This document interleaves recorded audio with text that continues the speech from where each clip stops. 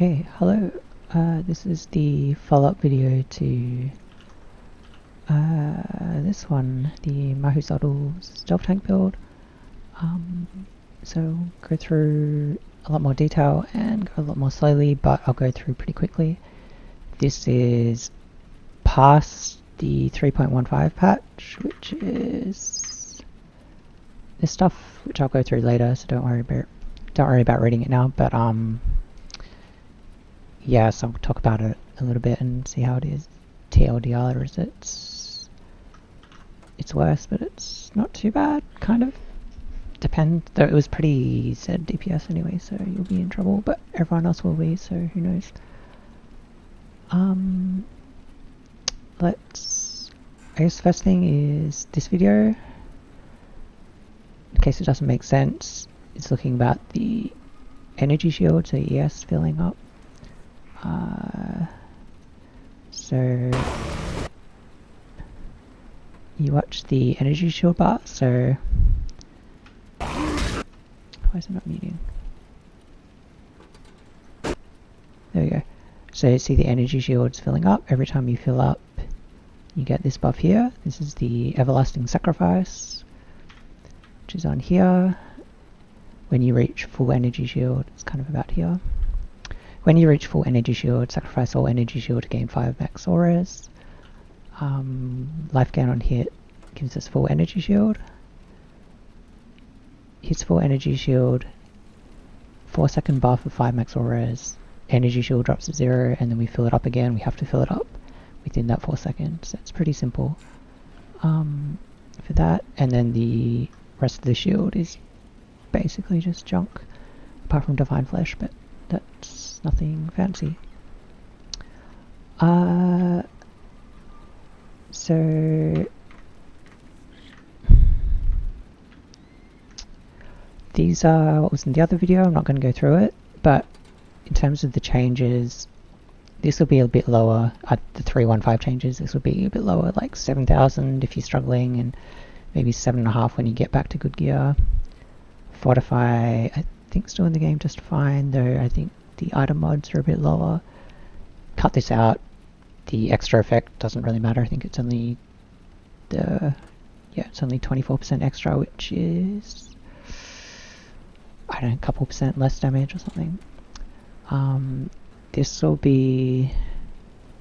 is your wind dancer number, but I don't know, like 20,000. Even if it's as low as 20,000, it's still fine, and effectively it's like a 90% evasion rather than a 95 or something like that. This is fine, this is fine. I think, I'm trying to think how to craft it. It might be a bit hard to craft, but you can get blind in a few ways, and yeah. But yeah, difficult to do a few things because it's an unveil mod, so I have to think about that. This stuff's same. Fizz mitigation is about 65, just out the box, but that's not kind of going back to the drawing board and thinking of how can we do different gear and things like that. We lose quite a lot. This is probably the most significant change. This is about the same. I think because the tree will get stretched a lot harder, it'll be hard to justify Soul Steal, the node, which is 1 max auras. You still get the Chaos Throws. Chaos Throws will be the same with Divine Flesh, so it's not too bad. And so I would guesstimate, if I redid this build right now with like the same gear, it would be capped out at about 1,500, and so then I would recommend like 1,300 or 1,200, something like that. Though we don't know what kind of other strengths can come into the game. And the damage I've calculated to be, it was about 1.1 mil or 1.2 mil, according to POB. The POB number doesn't really matter in terms of what's the actual damage. But that'll go down to about 850, which is a 20-something% loss. 22, I think. Which compared to most builds is pretty low. Like most builds seem to lose more than that. Anyway, and then this is, we've covered this. This is the gems. Pierce and Empower are both... Well, Pierce doesn't really give much damage. This is before the in-game stuff is before the patch is live, so this is just in standard between patches. So Pierce doesn't really give damage, so I believe that's the same. And then Power is the same. So because we use 2 gems that don't give a lot of damage, that aren't being changed, we don't lose as much as a lot of people. Though Herald skills, because you reserve mana and reservation goes up, it fucks with our reservation quite a bit. So that's why our damage is not too bad. And because mana is going up, I think you'll have to run the life tap instead of infused channeling. And arguably it was already optimal to run that anyway, so that's fine. And then triggering these, you'd have to look at how much mana they cost, and I have not done that. But it's... it should be fine. Even if you just don't bother with it, it's probably fine. I won't read this, but if you're new to it, or if I use an acronym, this is where it's coming from. Hopefully I've included it.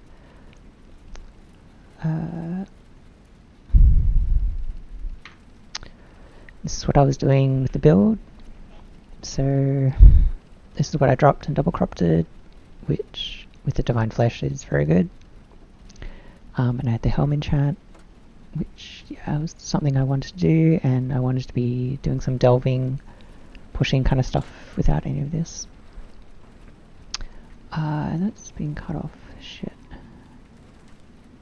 I think there's just this slide's been cut off for some reason. Why is it doing that? Anyway, so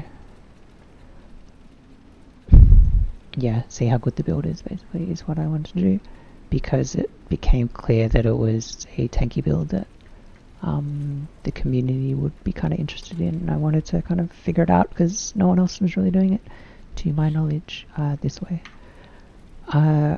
This is comparison with other tanky builds, so it wasn't actually Darky's character in Ritual SSF, but in just softcore Ritual SSF, the highest delve was about 1500.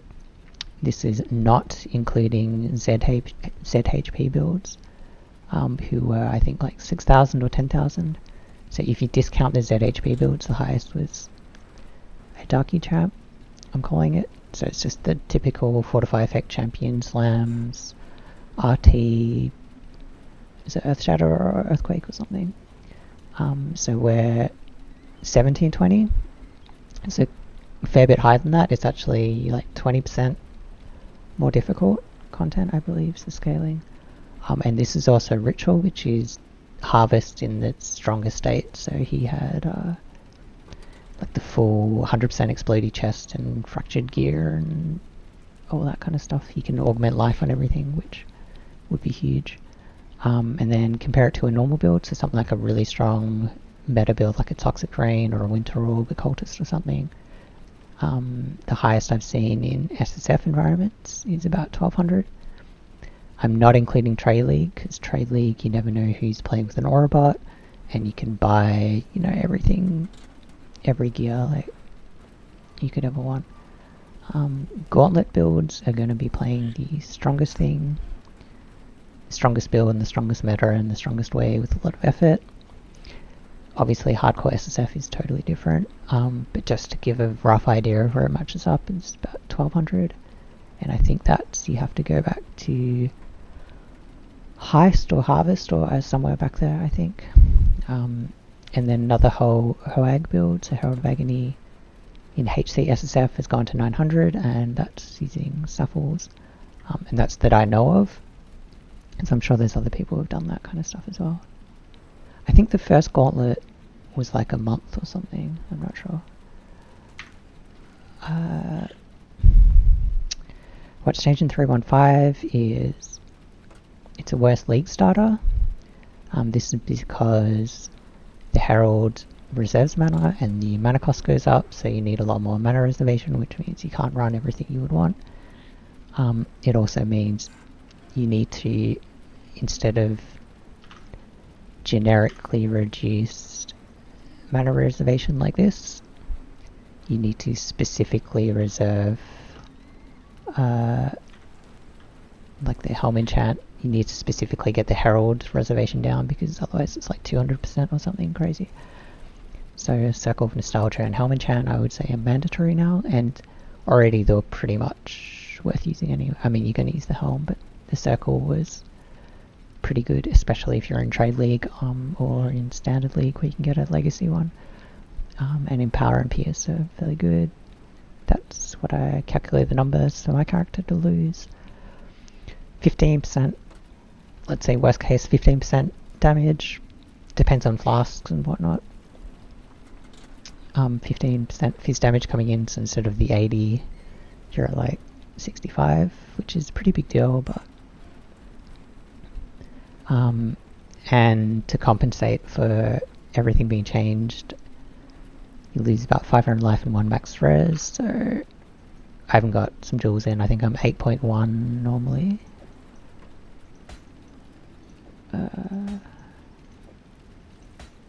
815, so go down to say 74, 75, and then you'll lose one of these, so because it'll take off this like that. That's not including the Everlasting Sacrifice, which is then +5. Because you'll cut, I recommend cutting this area of the tree. Let's talk about Path of Buildings.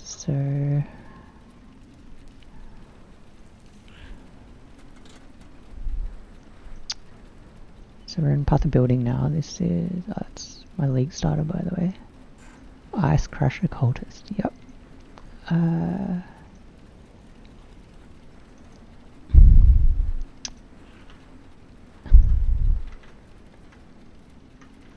Where are we?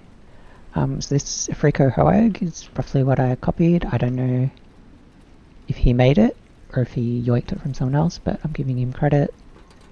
Herald of Agony, Lightning Coil, Staffles, similar flask setup, and I'm not sure when this was. It was done in a gauntlet sometime. Let's just say it was Heist League or something around there. So Staffles and Divine Flesh was the old way of doing it. I'm not going to link this, but that's just giving him some credit. I'll link this one though. This is Inward, who played in the Gauntlet in Ultimatum Leagues, the most recent Gauntlet, and he killed like Uber Elder and a bunch of invitations and things. Again, Staffles, he didn't use Lightning Coil, but it's similar. It's got the fizz taken and stuff. So if you're looking for how to boss a league starter or something like that, this is going to be as good advice as you can get. Is it still viable in the new league? Not so much. I wouldn't do it SSF unless you get the helm enchant and probably the ring as well. But we'll have to wait and see. But the game's harder for everyone else, so if it's still hard, it's still hard. And then this is my character, which again, I'll link this one as well. So I'll link this one, I'll link the Inward POB. The configs are all set up. The notes are set up. This is before the changes, so it talks about crafting with like Ashling unveils. Some of that will not be viable, some of it still will be viable. A lot of it you'll use Veiled Chaos Swords anyway, so that should be fine. For example, so back in game, these boots, you get the suffixes, so dodge, dodge, and I've got Chaos Res, and then suffix can't be changed, Veiled Chaos Orb, that gives you the movement speed, then you craft life, so even though it's got an unveiled mod, you'll still be able to craft it just the same. Obviously cost a few exalts. Helmet, similar, I think, yeah, it's helmet and gloves are similar. You probably drop endurance charges and things to make up for Chaos Res, but we'll see. The claw would be difficult, I'm not sure. I haven't really thought about that. I think you have to drop trigger now. I'm trying to think.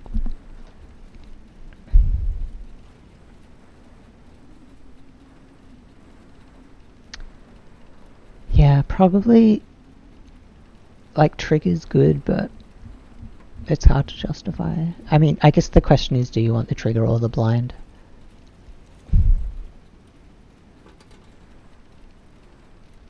Not sure. The other thing is you can have the trigger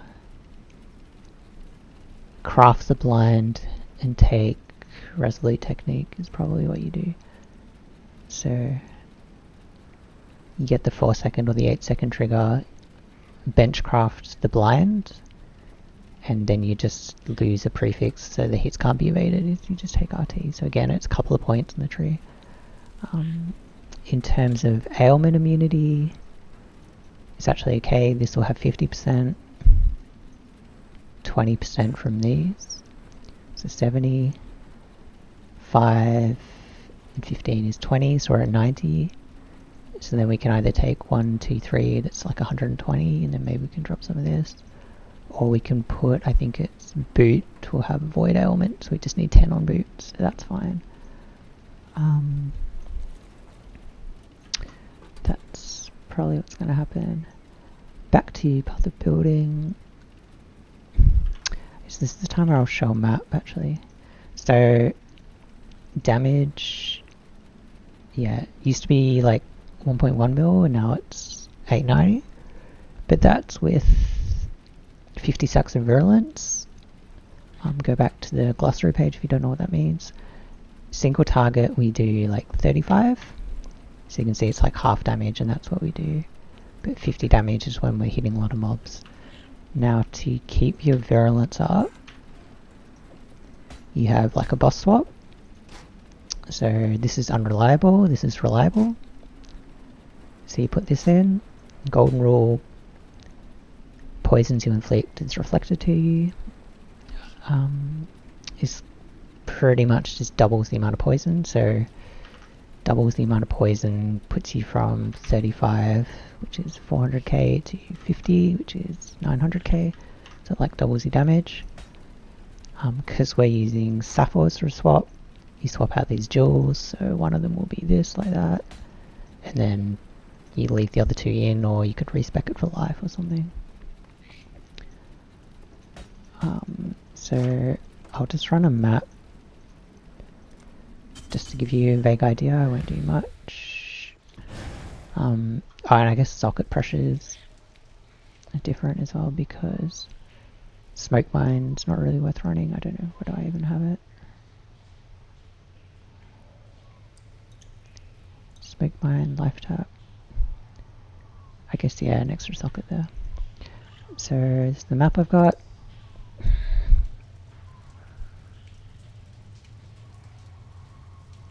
Cool, I've got a passive point. Concerned about where that came from. Oh, it's because I have soul still. Yep.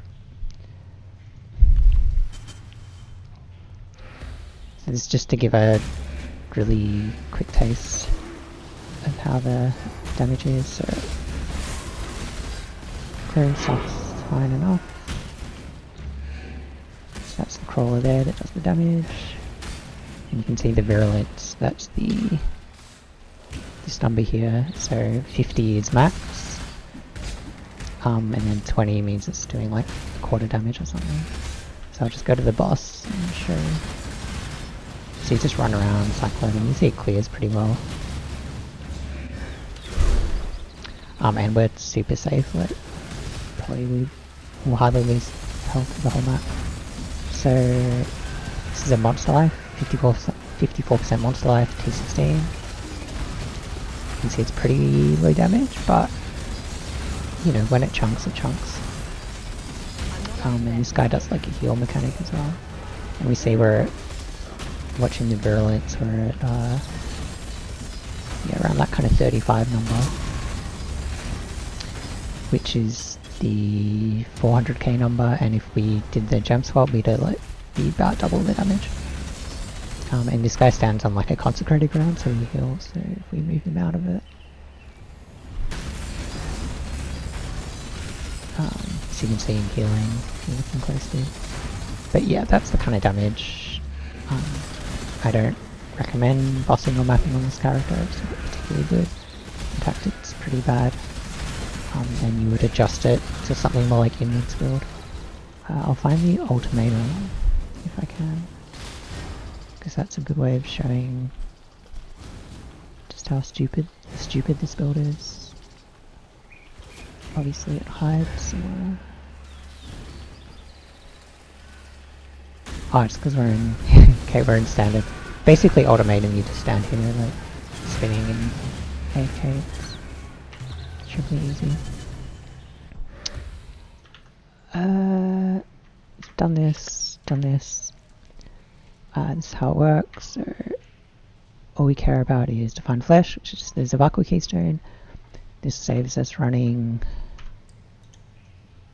putting the jewel in, taking keystone, and then putting this jewel somewhere else. So it's saves us 3 passing points, and then Everlasting Sacrifice does some cool stuff, but I'm using 3 jewels, 3 energy shield gained per hit, which is attacks only.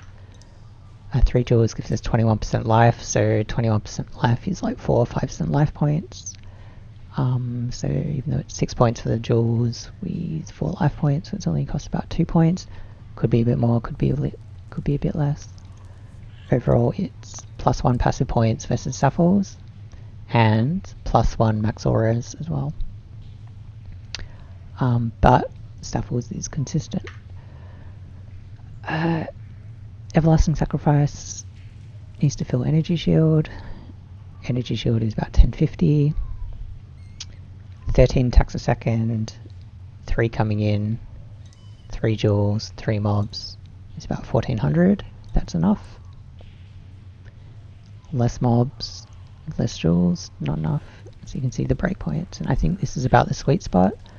I did do 2 jewels for, let's say, like a couple of tanks in Delve. It was fine. If you build to like level 95 or something, that's, no stress, it's fine. Not saying you can bust like this, because 1 mob, 3 jewels is like about a third uptime or something. If you did some alternatives, the aspect of the spider boots, 20 energy shield, this includes spells, which means you can do something like Stormbrand. Likewise, the Watcher's Eye, you probably, because you're going to have to run Discipline, you're going to have to change the gear around, so that's just a bit of a hint of how I would do it, or how I would look into doing it. And these are the numbers you would expect from here. Remember, even though this is the spider boots 20 years on hit is not quite enough, there's no reason you can't do Cyclone and Cyclone and Stormbrand, for example, which would essentially double it, which means you're looking at like 2000. So, or you could add an extra jewel in or something like that. Though you do lose dodge on these boots, which would not dodge cap you. Evasion rating, this is all changed. I think Jade's the same, but reflexes is different. But you can see how much the evasion is from Flask, so 4000 to 19,000. That's just like my character if I press my Flask. 19,000 like that. Oops, I pressed a macro. So this will get pretty nerfed, but I think it's even worst case scenarios, it's like, let's say the Flask is like halved, so it's like 10,000, would be like 20,000 or something. This would put us, so 38k, and let's say 20,000 is what we might turn into. At 215 accuracy, which I'll explain, is something like 85% evade down to like 80%, so it's about 5% less effective loss. We lower accuracy by blind and less accuracy. You could run Red Banner as well. 40% of their base accuracy is 538, goes down to 215, so depending on our accuracy, we move up from a 75% chance to dodge to an 89, or more likely we're around kind of this area. So it's the blinds and reducing the accuracy gives us a bit over 20% chance to evade. And then on top of that we have the raider stuff, so more chance to evade. And survivalist gives evade chance as well. So yeah, it's about like 90 to 95%. And Dread Banner should be used, I think, which gives an extra few percent. This is our fizz mitigation, which is the most changed. Left to right, we have 100% of fizz damage coming in. We then split that in X number of ways. So of the 100%, 40% is taken as lightning. Taken as hits as lightning damage. Mitigated by a lightning res, and then becomes 4.8. So of that 100, there's a 40% portion as lightning, which is mitigated down to 4.8. Then Fortify reduces it even further, and then Wind Dancer reduces it even further again if it's active. Same with Cold, same with Chaos. And then if the 24% portion is Fizz, it's only mitigated currently in patch 3.1.4. It's only mitigated by 30% fizz damage reduction. This is going to be very different in the patch. But you can see of that 24% we take 16 damage, whereas everything else combined is half of that. So even though this is less than a quarter of our damage, it's 2/3 of our damage we actually take. You can see the flask effect, so these the column is the word. These will get nerfed very hard, so Basalt's effectively out the game tomorrow, or on the weekend, and Taste of Hate is 3/4 effectiveness, I think. On top of that, Flask uptime is going to be even more challenging, which I'm just ignoring for now, because who knows how it will be. This will be the same, this will be the same, this will be the same. Mahuxotls will be the same, assuming it's accessible to get. Min endurance charges, you'll be down to 2 at most, because you have to run a Circle of Nostalgia ring, which is a unique ring which can't have an endurance charge, I guess, unless there's an implicit you can get with one, but I don't think that exists, and even if it did, it would be extremely rare. So these are your totals, 80% and 84%, depending what's active. This will be now, I've calculated it to be about 65% in the next patch, and then, I don't know, like 70% with Wind Dancer. How you want to calculate it, so the next page is looking at the question of if we have 76% of our physical being mitigated by resists, LE resists, is it worth getting physical reduction that's only applying to that 24% portion? And question B is how much elemental resist proportion is effective, like how much is getting a higher proportion or getting a lower proportion. So the x-axis is percent damage taken as elemental. We have 76% taken as elemental. I'm including Chaos as elemental for this part. We could get more damage taken as elemental towards 100%. You can get 100%, probably on like a chieftain, not a raider. Or you can get less, so you could get 0. And then the y-axis is how much of that physical damage do we take. So this is our character, 76% taken, and it's about 25%. This is not including Fortify, and this is using the old numbers, so it includes the Basalt and things like that. So if we say Taste of Hate gets nerfed, we move down towards like 70%.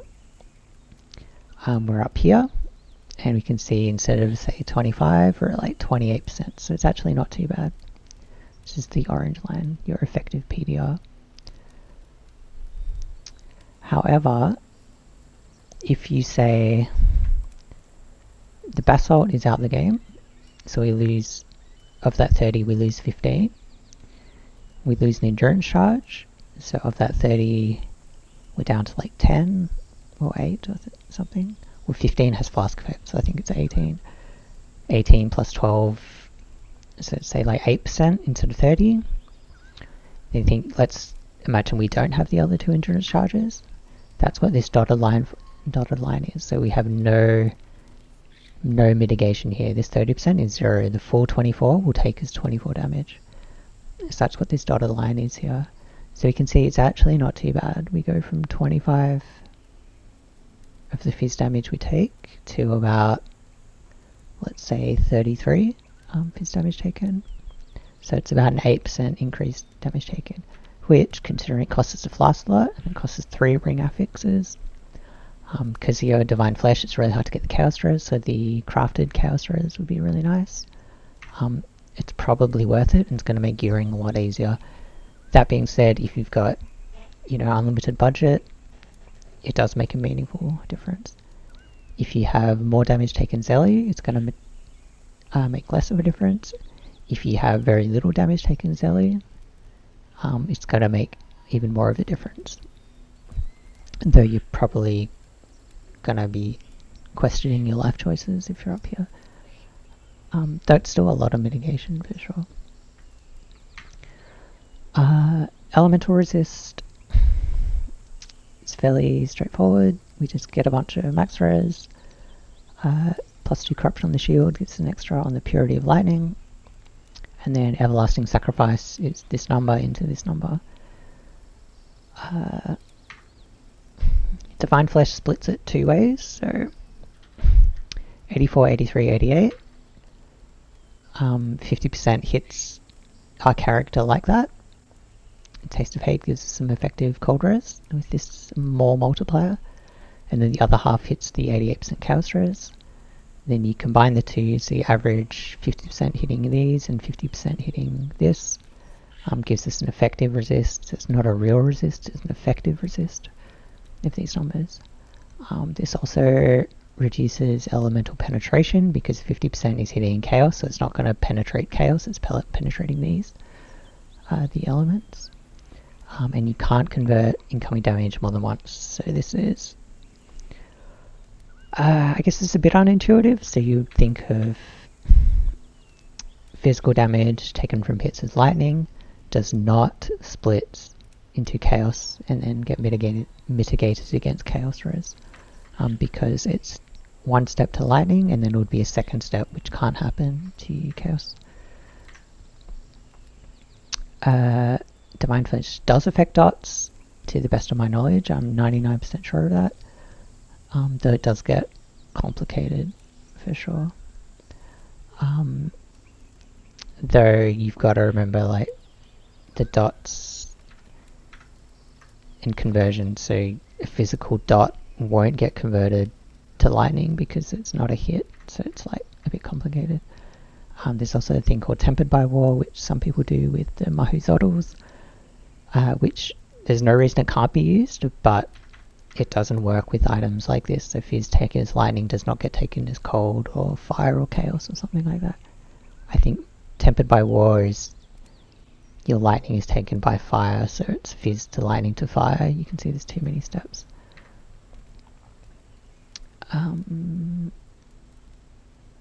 Yep.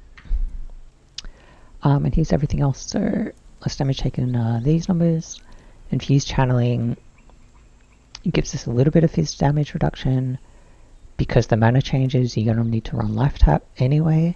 And even before that, I was already calculating infused channeling, giving us about 1% fizz damage reduction as like a meaningful reduction. So it was kind of a waste of a socket.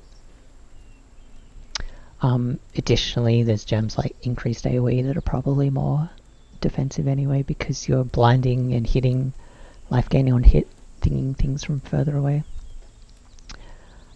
Dodge, you need 10% attack dodge on boots, or 10% attack dodge from samurai. That'll cap your dodge.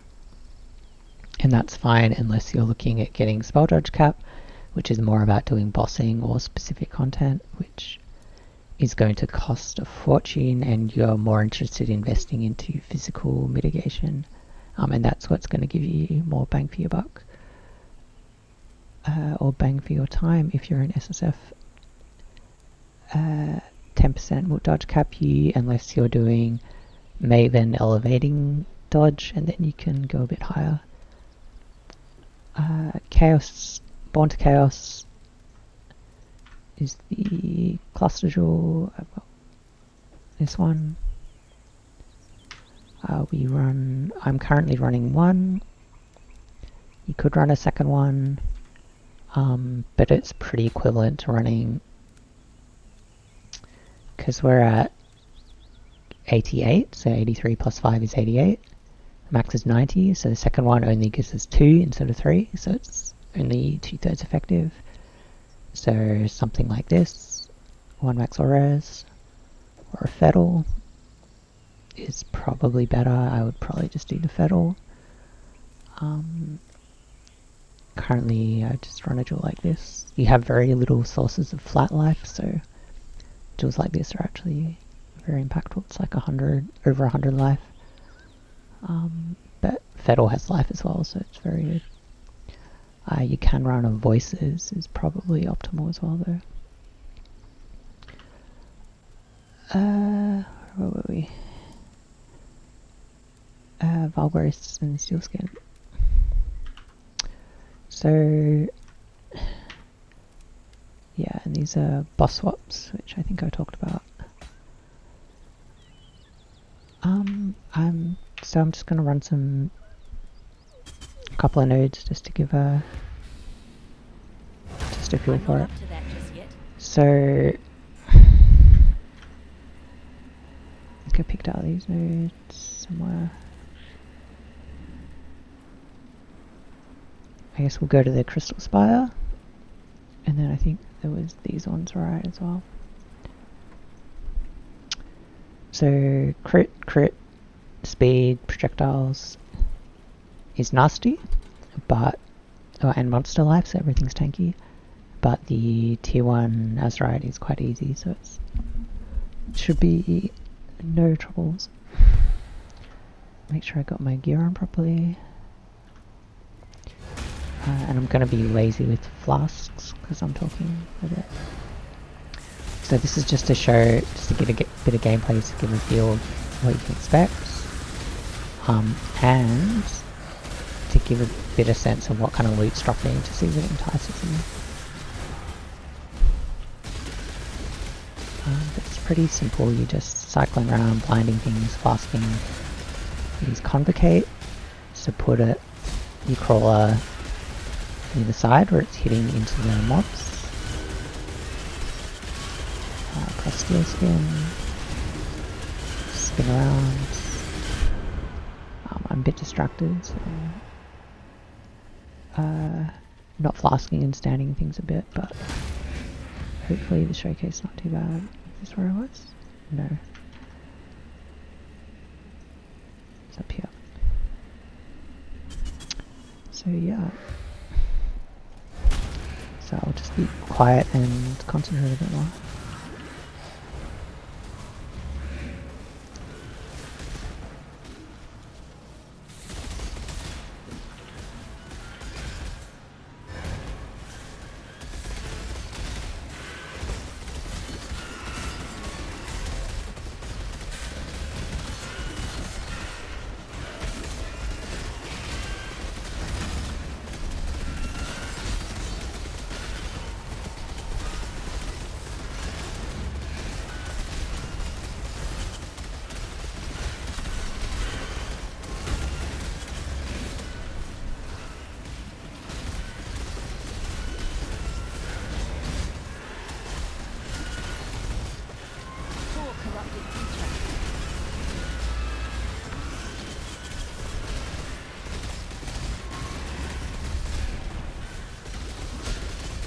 So I'm nervous of these Azurite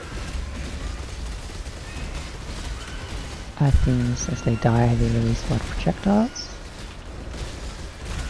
So I'm trying to take them out and then not get destroyed by the projectiles it releases at the end. I also forgot Dynamite, which is a big deal.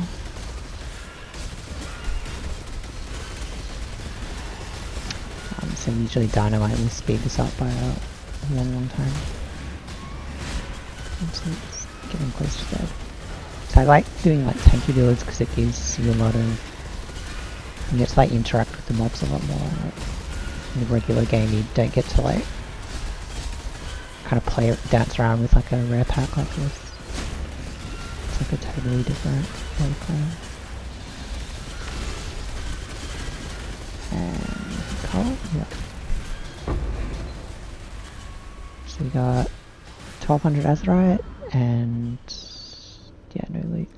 I often just let myself die because it fills your flasks up, and flasks are a big deal. Dynamite didn't have any, big deal, and I've got that amount of Azerite from delving this much, which, what, 500, I don't know, it's like 2 in 1,000, it's like 1,200, something like that. So you say like how much money is that? I don't know. It's the crystal spires. This is a hollow fossil node. They have made these a lot more common though.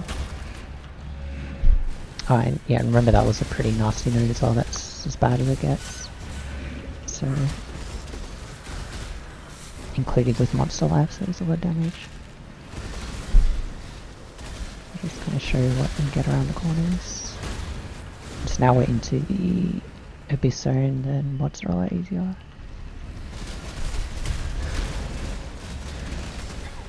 This is, yeah, depth 1300. I didn't show that.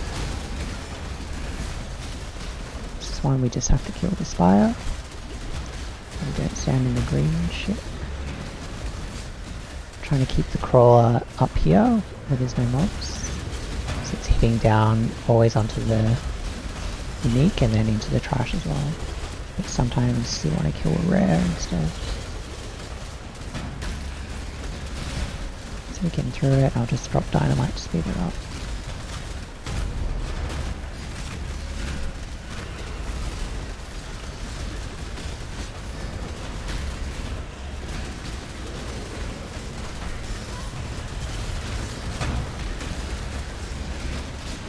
Close cull. See, that's a pretty typical node, I would say.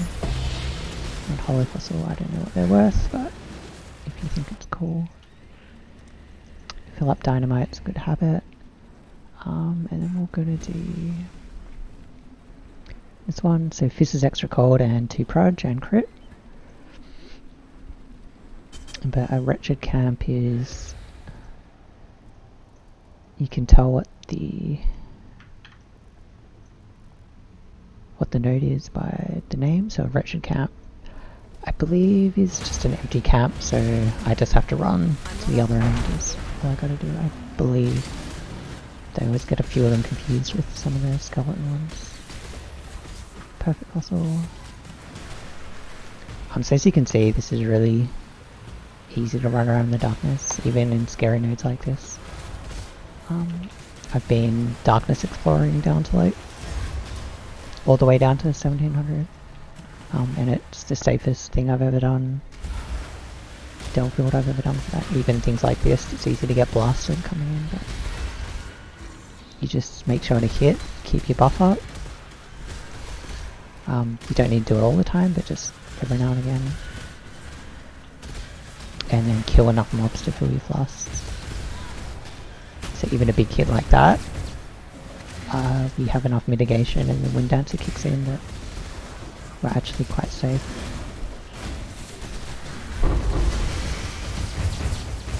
So, a couple more perfect fossils. That's nice. And we life gain on hit and EOS gain on hit in the darkness, which is nice. So you don't even need to flare very much.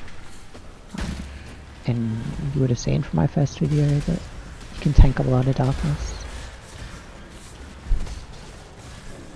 So I'll just speed up the rest of the node.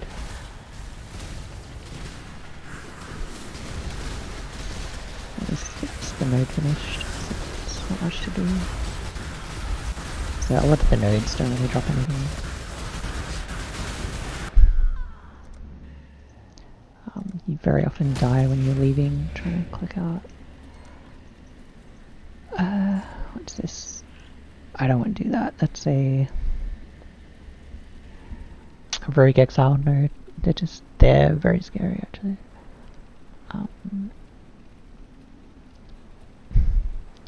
Avoid poison, blind, and bleeding. We poison to get the virulent, so that's hurts our damage, and then avoiding blind as well is we blind as well, so it's actually a nasty mod. So I'm actually not that keen to do these, but it's alright.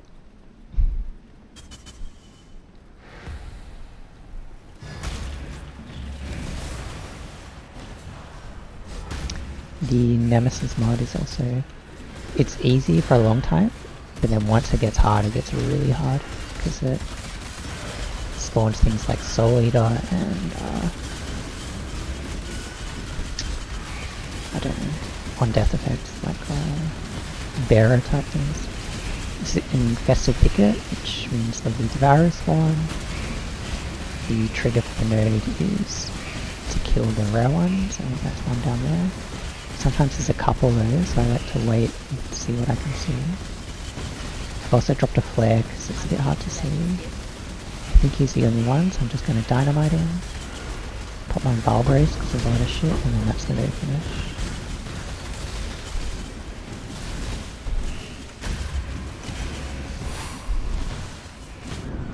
That was a volatile in there. But it's easier to die and fill your flask up. It's a tier 3 node. Tier 3s are quite hard. And this is 2 extra projectiles and Fizz is extra. And that same avoid blind and bleeding. Oh, blind and poison. These nodes have, I think it's 3 special mobs at the end. So depending, the type you get the first time will be the same type every time. And some of them are easier than others. And some of them are a lot more challenging. So these are the single socket ones. So depending which ones you get is a big deal.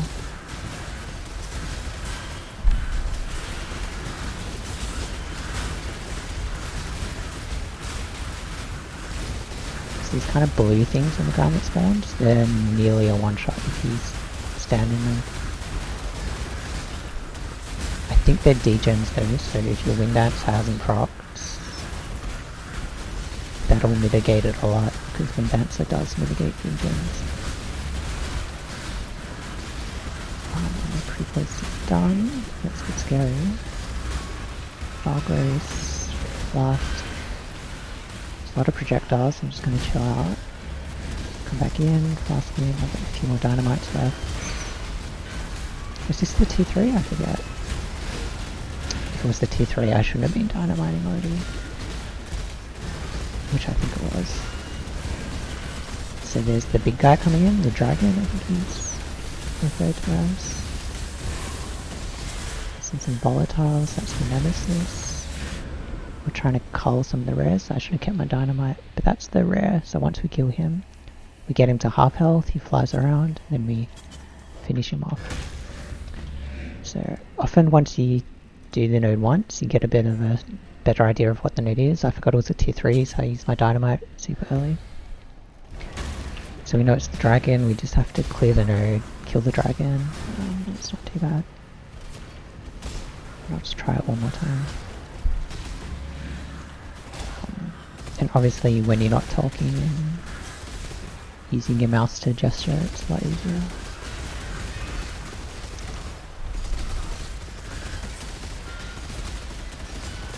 So moving the crawler to the side. That's the Storm Heralds. So these are the Nemesis mods that are really nasty. You see a proxy shield in there, that's annoying as well. If we can, we'd like to move the crawler inside the shield. And do whatever damage it can. Some of the rares are dying and they're going to drop projectiles, so there's one there. Call that. Took a hit there, but that's alright.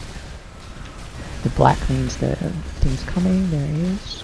We still have this proxy shield there, which I don't like. I'm gonna drop some dynamite and try to kill the proxy shield. I did not. And these projectiles, the multi-proj coming out with the proxy shield is really annoying. But with Nemesis, sometimes you just have to roll it again and hope for an easier mod, so the proxy shield covering the res is just really annoying. I won't run that again. I'll just do... These are different tier 3 nodes. This has no Nemesis, and the mods are actually pretty good. And you'll see how much easier no multi-proj. Reading the mods and making decisions on them like beforehand, so you're coming down here, you see what these mods are and you go maybe left instead of right. That's like a huge skill in delving, and that'll be worth like more than your character progression in a lot of ways. To the point where you get like an experienced delver like delving and they'll just make much better decisions, like, even though the character might be the same.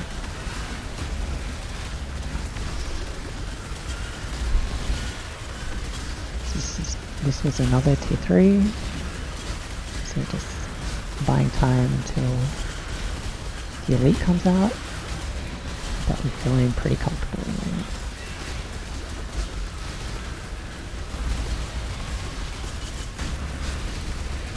And you can see we're staying on top of the rares a lot easier. Here's the black, that's where the elite will come out of.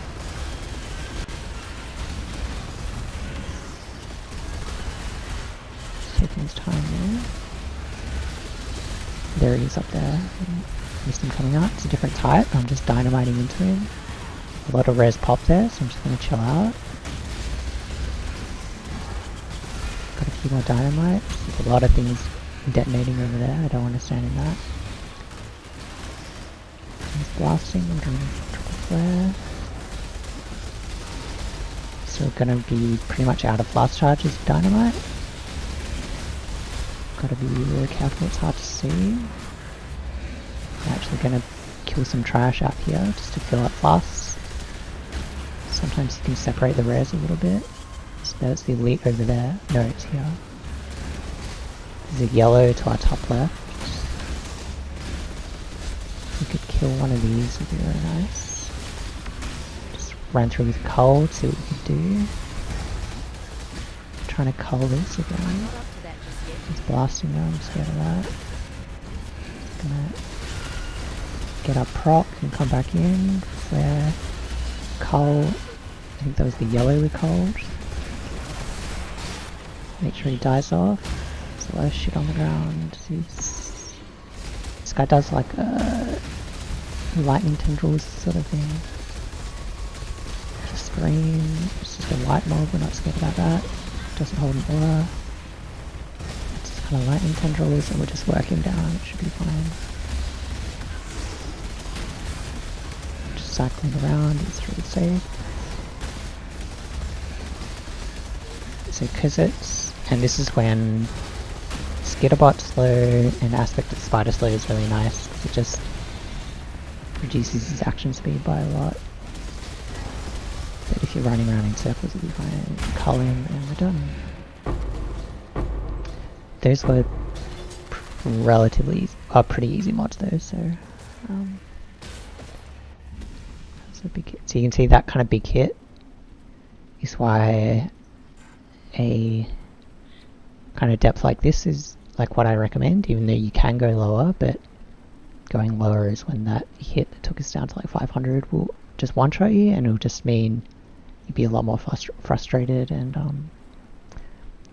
you know, double the amount of attempts you do, or something like that.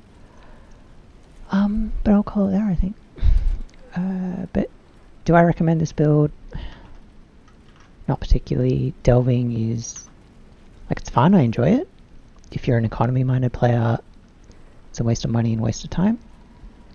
In softcore, you get better off crafting with essences. Currency, essences. I think fossils are good, but you still get them from things like delirium, so obviously our exceptions, things like, let's see if I have a fossil tab. This is standard because the characters got moved. Here we go. Perfect fossils are things that you need some. Good to get. Let's remove only. Good fun. And then the unique ones like bloodstained and gilded don't matter.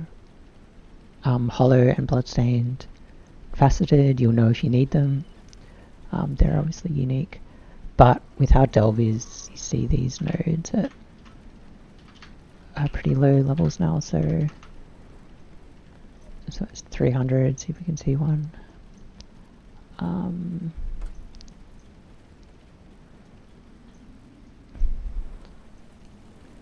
Okay, I can't actually see any, but I was seeing them at 200-300 I think because I was farming a lot of them. I've probably taken most of them out. There's a glyphic fossil there, so if you're targeting glyphic fossils, you know it's in the cold nodes, and so you can go look for them. I wonder if you see that.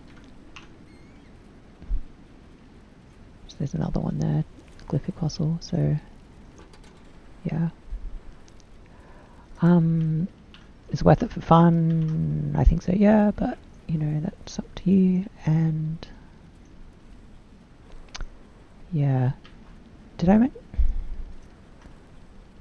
how I would, for 315, I mentioned soul steel you should cut, so that's cut it like this. 3-point socket here if you need. 3-point socket here if you need. This one's very good because it fixes your resistances. You can even take this. This gives a tiny bit more life, but obviously if you need the res, this is the way to go. Cut this, puts you to level 86. You can run your extra cluster jewel. You can take these. That's fine. If you need chaos res, you come up here like this. 2-point socket. Coming up like, not like that.